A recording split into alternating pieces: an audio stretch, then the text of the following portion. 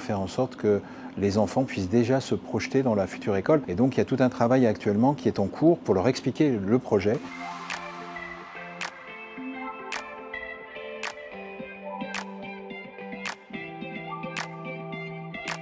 On est sur une école de type pailleron, donc une école qui date des années 70. Donc ce sont de véritables passoires thermiques, mais à un niveau extrêmement élevé. On a commencé par ce groupe scolaire-là, puisque c'était à la fois le plus dégradé et celui qui était le plus en souffrance au regard du nombre d'enfants accueillis. Plus que de rénovation, il faut parler d'une démolition-reconstruction en fait. On est vraiment là sur du travail lourd, on ne va rien garder de l'ancienne école. Et maintenant, donc, nous sommes dans le gros œuvre, dans la partie à la fois structures béton, structures bois, qui sont en train de se mettre en place avec toutes les contraintes réglementaires des bâtiments qui ne sont pas toujours très simples. C'est toujours extrêmement important quand on fait une école sur place, sur site, d'avoir un bon phasage des différentes étapes pour faire en sorte que ça ne perturbe pas la vie de l'école qui, elle, pendant la durée du chantier, puisse continuer à fonctionner dans les meilleures conditions possibles.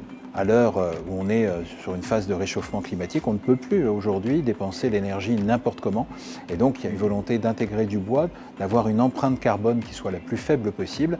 Et puis pour y arriver, eh bien, faire en sorte qu'on ait ce raccordement à la géothermie qui va aussi nous permettre de baisser la consommation et pour autant d'avoir un niveau de confort largement supérieur à ce qui existait aujourd'hui. On estime qu'on va diviser par 5 la facture énergétique de l'école. La volonté aussi d'avoir des systèmes de circulation d'air naturel à l'intérieur des écoles avec un système de flux qui a été travaillé par l'architecte et puis toujours cette notion d'avoir véritablement une cour intérieure qui serait une sorte de cour oasis qui va permettre aux enfants d'être dans un univers un peu différent au fond.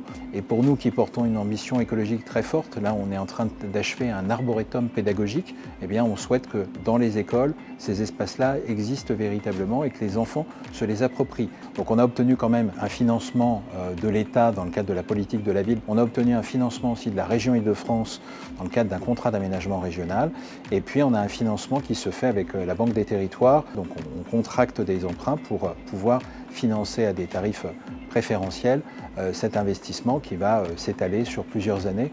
Le conseil qu'on pourrait avoir, c'est de prendre un peu de temps au départ pour bien étudier le projet que l'on souhaite, qui soit véritablement en rapport avec les besoins. Alors les besoins du moment, bien évidemment, mais aussi les besoins à venir. La bonne approche, c'est ce qu'on a essayé de faire sur cette école et comme on le prépare sur la prochaine, c'est d'avoir des locaux un peu modulables pour faire en sorte de s'adapter à ce que pourront être les évolutions démographiques des 10, 15, 20, 30 prochaines années pour mieux correspondre aux besoins au regard de l'évolution des quartiers.